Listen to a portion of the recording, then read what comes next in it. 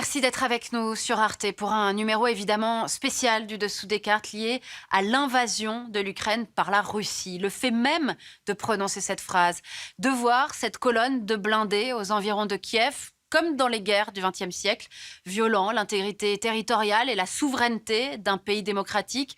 Ces images, ces termes continuent de provoquer en nous un état de sidération.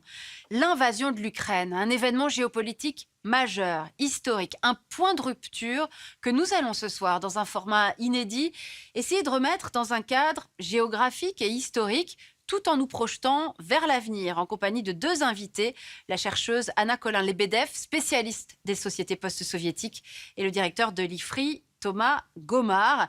Mais comme toujours, on va commencer par sortir nos cartes. L'Ukraine partage ses frontières avec à l'ouest la Pologne, la Slovaquie, la Hongrie et la Roumanie, pays membres de l'Union européenne, ainsi que la Moldavie qui, elle, n'en fait pas partie. Au nord, la Biélorussie et bien sûr la Russie à l'est, avec près de 2000 km de frontières communes. Au sud, le pays est bordé par la mer Noire et par la mer d'Azov. Peuplé de 44 millions d'habitants environ, son territoire est un peu plus grand que la France. Kiev, sa capitale, aujourd'hui menacée, est située sur le Dniepr, le fleuve qui traverse le pays. Alors à présent, on va regarder la carte des langues. Elle divise l'Ukraine entre d'une part l'ouest et le centre du pays, les habitants y parlent très majoritairement l'ukrainien, et d'autre part le sud et l'est où l'on parle russe, ce que le Kremlin met sans cesse en avant. Et plus particulièrement dans certaines régions ou oblasts, comme la Crimée, annexée depuis 2014, qui compte 90% de russophones, ainsi que les régions de Louhansk et de Donetsk, à l'est du pays. Alors maintenant, on va remonter dans le temps, remonter au milieu du 8e siècle, date à laquelle le Rus ou État de Kiev est fondé par des Vikings, les Varegs. Vladimir le Grand se convertit au christianisme en 988. La Sainte Russie est née. Au XIe siècle, cette principauté slave est à son apogée. Centre culturel et religieux, il s'étend de la Baltique à la mer Noire et contrôle les routes commerciales. C'est le plus puissant État d'Europe. Bien des siècles après cet âge d'or, le Russe de Kiev demeure, particulièrement dans les éléments de langage du Kremlin, le berceau de la nation. Alors à présent, voyons la situation au milieu du XVIIe siècle. En 1667, le territoire ukrainien actuel est déjà sous influence multiple. La rive droite du Dniepr, à l'ouest, appartient à la République des deux nations, polonaise et lituanienne, tandis que la rive gauche et Kiev, à l'est, est sous domination du Tsarat de Russie. Au sud, le Khanat de Crimée est peuplé de Tatars. À la fin du XVIIIe siècle démarre une longue période de domination russe. En 1783 déjà, les Russes annexent la Crimée. En 1795, l'impératrice Catherine de Russie récupère la rive ouest du Dniepr, l'empire des Habsbourg s'arrogeant les régions occidentales. Au sein de l'Empire russe, le terme d'Ukraine est désormais interdit, il faut parler de Petite Russie. C'est le grenier à blé de l'Empire, grâce à ses riches terres noires, et aussi la première région industrielle, avec la houille dans la région orientale du Donbass. En 1917, nouvelle étape, l'Ukraine accède pour la première fois à l'indépendance à l'issue de la Révolution de février et de la fin de l'Empire russe. En novembre, le premier parlement ukrainien, la Rada, s'oppose aux bolcheviks et proclame la République populaire d'Ukraine. Sauf qu'à l'est du pays, une république soviétique d'Ukraine pro-russe est-elle proclamée à Kharkiv. Cette indépendance sera de courte durée, l'armée rouge occupant le pays. En 1922, la République socialiste soviétique d'Ukraine est intégrée à l'URSS. Dans ces années 1920, la collectivisation forcée des terres provoque la résistance de la paysannerie et le réveil nationaliste ukrainien. Les années 30 sont marquées par la famine orchestrée par Staline pour briser la paysannerie et le nationalisme. C'est l'Holodomor, ou extermination par la faim, qui aurait fait 6 millions de morts. Pendant la Seconde Guerre mondiale, le territoire ukrainien s'est étendu à l'ouest, au détriment de ses voisins, la Pologne, la Roumanie et la Tchécoslovaquie. On estime que 8 millions d'Ukrainiens ont péri pendant la guerre. En 1954, Nikita Khrouchtchev offre la Crimée à l'Ukraine, république soviétique modèle, la plus peuplée de l'URSS derrière la Russie. Après-guerre, l'Ukraine occupe en effet une place centrale dans l'économie soviétique. Elle produit un quart de la production agricole et les mines de fer de Kryvyi Rog et le charbon du Donbass alimentent en acier le complexe militaro-industriel. Quand en 1991 le régime soviétique s'effondre, l'Ukraine devient de nouveau indépendante, même si elle demeure dans l'orbite de la Russie. Dans les années 90, le président Koutchma mène une politique libérale et autoritaire. Alors à présent, venons-en au XXIe siècle, avec une histoire politique ukrainienne qui raconte plus que jamais un mouvement de balancier entre Est et Ouest, mais avec une identité européenne et démocratique qui s'est progressivement affermie, provoquant l'inquiétude du Kremlin. Ainsi, lors de l'élection présidentielle de 2004, un candidat pro-russe, Viktor Yanukovych, est donné vainqueur au deuxième tour face au candidat pro-Europe, Viktor Youtchenko, sauf que la population va dénoncer une fraude électorale, descendre dans la rue. C'est la révolution orange, la couleur du parti pro-européen. Et vue de Moscou, cette révolution orange apparaît comme une menace sur sa zone d'influence dans un contexte géopolitique nouveau à l'Est. L'Union européenne vient en effet, en mai 2004, de s'élargir sur son flanc Est. Et en mars, plusieurs pays de l'ex-pacte de Varsovie et d'anciennes républiques soviétiques, devenus des États souverains, demandent à intégrer l'OTAN afin de se protéger des velléités expansionnistes de Vladimir Poutine. L'OTAN a accepté ces candidatures. La lutte d'influence entre Russes et Européens va ensuite se jouer autour du gaz. Vous voyez ici les principaux gazoducs qui transportent le gaz russe vers l'Europe en passant par l'Ukraine, laquelle dépend à 65% des importations de gaz russe et d'Asie centrale. Durant l'hiver 2008-2009, le bras de fer entre les compagnies de gaz russes et ukrainiennes entraîne l'arrêt des livraisons pendant plusieurs semaines.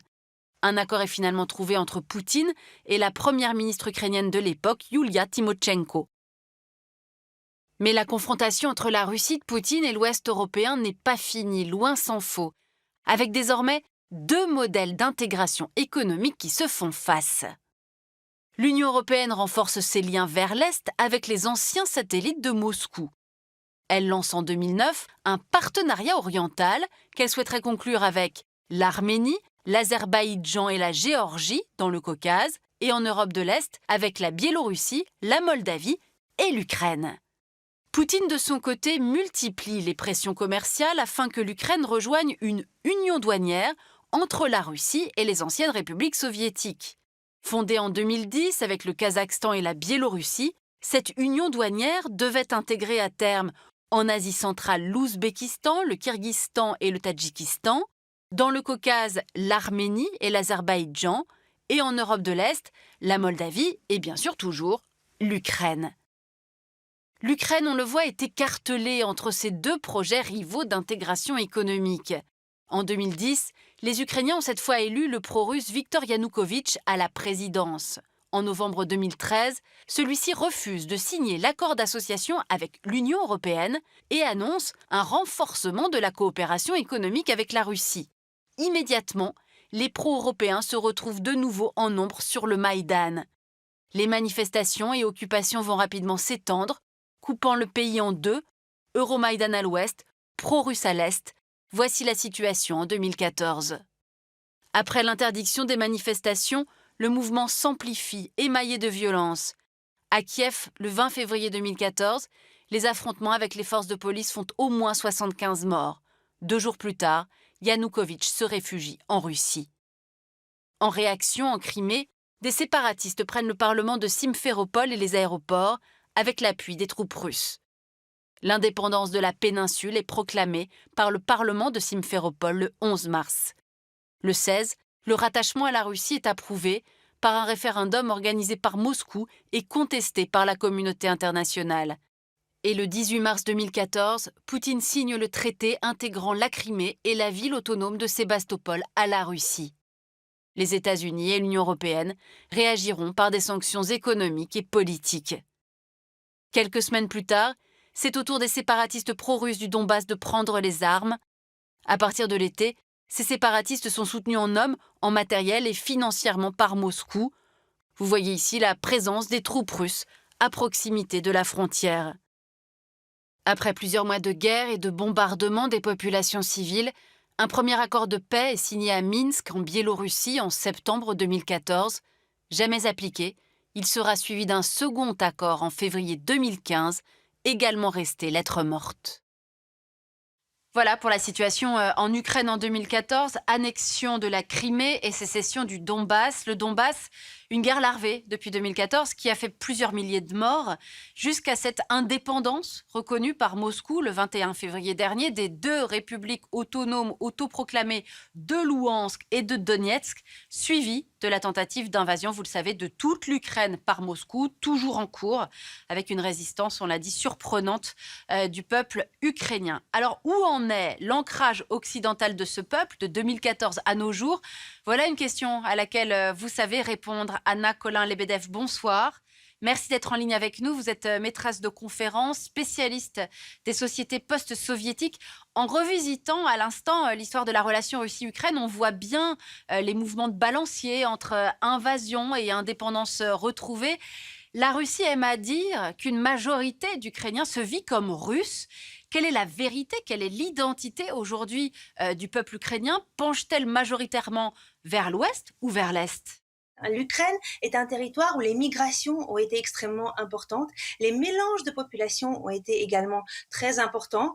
Je dirais que dans la situation contemporaine, être ethniquement russe, ethniquement ukrainien, ethniquement tatar, même si c'est un petit peu particulier pour les Tatars qui ont été déportés en tant que peuple, mais disons ethniquement russe et ethniquement ukrainien, ça n'a pas grand sens en réalité. Hein. Vous avez toutes les situations qui se rencontrent, des combinaisons, des familles mixtes, des combinaisons d'ukrainophonie et de russophonie. Vous pouvez avoir des gens ethniquement russes, plutôt russophones dans leur vie quotidienne, ethniquement ukrainiens, très russophones et attachés à la Russie, etc. Donc, vous voyez, ça, l'histoire même soviétique qui a notamment favorisé ces brassages de population, fait que les Ukrainiens se reconnaissent aujourd'hui, en fait, dans une conception civique de leur identité. Peu importe l'appartenance, les origines ethniques russes ukrainiennes, peu importe la langue de préférence, le russe ou l'ukrainien, l'important c'est d'adhérer à ce projet de société que porte aujourd'hui l'État ukrainien. Est-ce qu'aujourd'hui, c'est un fait indéniable qu'il y a une identité ukrainienne de plus en plus tournée majoritairement vers l'Europe, vers la démocratie, vers le multilatéralisme? Est-ce que cette identité-là, elle expliquerait en partie la résistance du peuple ukrainien face au rouleau compresseur russe? Je dirais qu'il y a une dynamique qui a été accélérée depuis 2014 et quelque part accélérée par les efforts de Vladimir Poutine.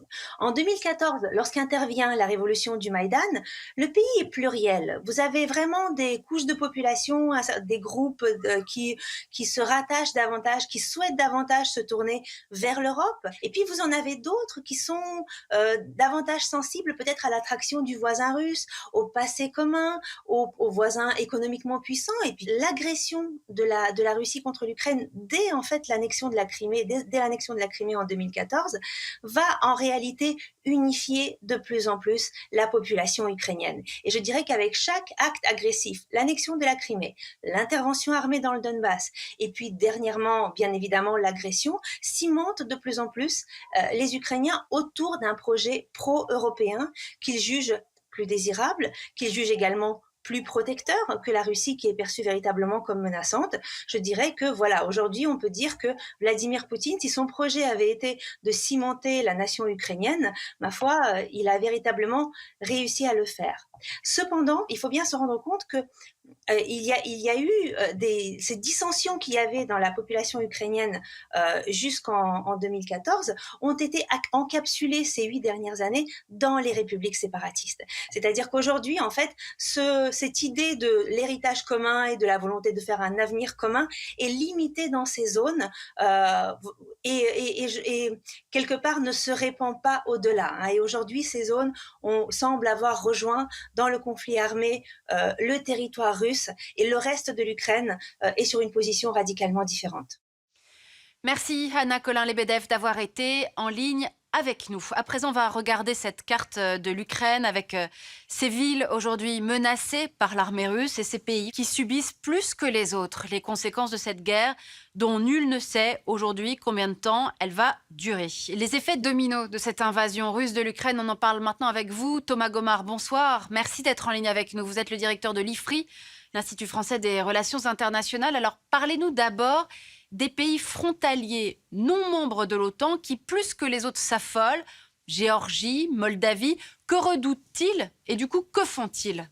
La Géorgie et la Moldavie, il faut rappeler qu'ils subissent une présence militaire russe depuis plusieurs années. En ce qui concerne la Moldavie, vous avez la région de la Transnistrie qui accueille, si j'ose dire, des troupes russes depuis la chute de l'URSS.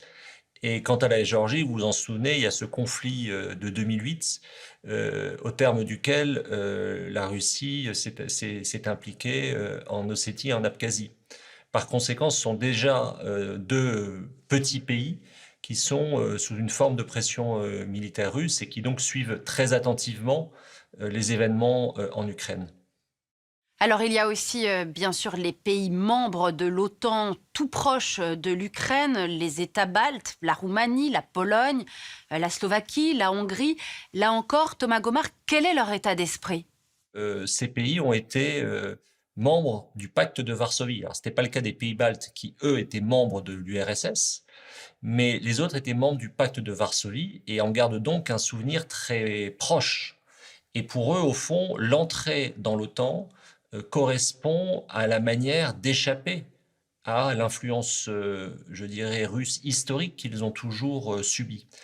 Donc au fond, pour eux, l'OTAN, c'est la garantie de sécurité face à la Russie. Et ils se sentent, pour des raisons très compréhensibles, beaucoup plus menacés que les autres pays de l'OTAN qui sont là depuis 1949 ou après d'autres élargissements. On a parfois beaucoup de mal à expliquer aux gens que l'OTAN n'est pas allé chercher ces pays pour qu'ils intègrent l'Alliance Atlantique, mais que ce sont des États devenus souverains qui ont fait la demande de cette intégration-là. Est-ce que ce message-là, il est difficile aujourd'hui à faire passer? Il est difficile à faire passer parce qu'il y a une méconnaissance du fonctionnement de ce qu'est une alliance militaire comme l'OTAN. Vous venez de le rappeler, en fait, on est candidat à l'OTAN et ensuite cette candidature doit être ratifiée par l'ensemble des pays membres. Je pense que ce qu'il faut arriver à comprendre, c'est le lien qui a existé dans les années 90 pour un certain nombre de pays, je pense en particulier à des pays comme la Pologne ou comme les pays baltes, entre le fait de rejoindre l'OTAN et de rejoindre l'Union européenne, c'est-à-dire de rejoindre ce qu'on appelle les structures euro-atlantiques.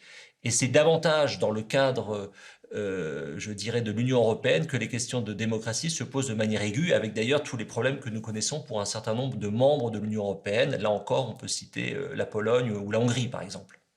On a aussi le sentiment, Thomas Gomard, depuis plusieurs jours, d'assister à quelque chose qu'on pensait relever du vœu pieux ou du serpent de mer, une Union européenne qui s'arme ou se réarme dans tous les sens du terme, et notamment sur un plan stratégique. Les Européens sont en train de se rendre compte qu'ils ont désarmé depuis 2 générations, depuis le début des années 70 en réalité, alors que les autres acteurs stratégiques réarment massivement depuis 1 génération. Et donc c'est un réveil extrêmement brutal parce que les Européens avaient intellectuellement, je dirais, évacué les questions militaires pour la plupart d'entre eux. Donc ça rappelle une chose, c'est que le réarmement, il vient toujours trop tard en période de crise. C'est-à-dire qu'on a beau réarmer, en réalité, les effets de ce réarmement ne se verront pas avant 5, 6, 7, 10 ans. Et la deuxième chose, c'est effectivement l'annonce par l'Allemagne d'un réarmement important, donc un changement de discours à noter. Cela étant, c'est un changement de discours qui intervient pour la 4e économie mondiale, la même semaine où le chef d'état-major de la Bundeswehr expliquait qu'il n'y a plus de Bundeswehr en réalité. Donc on repart de très très loin en Allemagne, et en réalité, si on raisonne dans un cadre strictement Union européenne et pas dans un cadre OTAN, on a des pays qui, je dirais, intellectuellement et politiquement, sont en train de redécouvrir la chose militaire. Thomas Gomard, après ce qui s'est passé aux Nations Unies mercredi soir, on sait qui soutient la Russie. Est-ce que vous avez le sentiment que le tableau de ce vote de mercredi dernier nous donne au fond une photographie de ce qu'est le monde de 2022? Je pense que c'est une photographie très intéressante parce que effectivement, il n'y a que 5 pays, enfin 4 qui soutiennent la Russie directement, mais il y en a un peu plus d'une trentaine qui se sont abstenus. Et parmi ces abstentions, je crois qu'il faut noter au fond ce qu'on appelait jadis les BRICS, Brésil, Russie, Inde, Chine, Afrique du Sud, sauf le Brésil qui ne s'est pas abstenu et a condamné la Russie. Mais le fait que l'Inde et la Chine ne condamnent pas, à mon avis, est un indicateur extrêmement important. Et puis il y a des surprises ou des semi-surprises au regard de l'évolution récente. Mais le fait que des pays comme le Sénégal ou comme le Mali s'abstiennent également en dit long sur leur évolution politique. Alors il y a deux manières de lire les choses. On peut se dire d'un côté, il y a plus de 140 pays qui condamnent la Russie, donc c'est la majorité. Mais on peut aussi réfléchir en termes démographiques, c'est-à-dire que si vous additionnez tous les pays qui ne condamnent pas la Russie, en particulier la Chine et l'Inde, eh bien vous avez une très large partie de l'humanité à certains égards. Et donc je pense que c'est effectivement une carte qui mérite une analyse très précise parce qu'elle reflète la recomposition globale des forces qui est accélérée par cette guerre en Ukraine. Terminons d'ailleurs, si vous le voulez bien, Thomas Gomart, sur cette relation Chine-Russie qu'on a vue s'afficher comme excellente aux derniers Jeux Olympiques de Pékin. Mais au fond, est-ce que cette osmose affichée entre Xi Jinping et Vladimir Poutine, elle est si simple et si évidente que cela? Ça, c'est la grande question. Qui sait ce que disent Xi Jinping et Vladimir Poutine? Qui est capable de sonder leurs intentions réelles? Il y a, sur un plan objectif, ce qu'on observe, c'est quand même des formes de rapprochement très notables dans un certain nombre de domaines depuis plusieurs années. Je pense notamment au domaine militaire et au domaine financier. Ensuite, il y a une posture chinoise qui a toujours été une posture de rejeter le principe même des alliances militaires. Ce n'est pas du tout dans la doctrine chinoise, et également un embarras chinois, puisque la Chine, vous le savez, défend toujours le principe de l'intégrité territoriale et de la souveraineté, parce que elle se sent aussi, à certains égards, menacée sur son propre territoire, que ce soit au Tibet, au Xinjiang, et puis il y a toute la problématique de Taïwan. Néanmoins, avec cette absence de condamnation, elle confirme, à mon sens, deux choses. D'abord, son positionnement anti-occidental, et d'autre part, peut-être aussi une volonté d'utiliser la Russie comme une sorte de bélier idéologique pour essayer d'affaiblir la relation transatlantique. Or, c'est pas ce qui est en train de se passer. C'est-à-dire qu'on est plutôt dans un moment de resserrement de la relation transatlantique, et donc ça annonce probablement des formes de tensions vives, de compétition entre des blocs. Mais ce qui est à peu près certain, c'est que cette situation va mécaniquement accélérer l'aspiration de la Russie par la Chine sur le plan économique et financier. Merci beaucoup Thomas Gomart d'avoir été en ligne avec nous. Je rappelle que vous êtes le directeur de l'IFRI, l'Institut français des relations internationales. Merci à vous d'avoir suivi cette édition spéciale du Dessous des cartes. On se retrouvera bien sûr samedi prochain à 19h30 pour notre rendez-vous habituel, mais aussi désormais du lundi au vendredi à 20h50 avec l'essentiel du Dessous des cartes, un nouveau rendez-vous pour zoomer en quelques minutes sur l'un des enjeux de cette guerre en Ukraine. À lundi donc, et tout de suite sur Arte, une édition spéciale du journal présentée par Damien Vaner.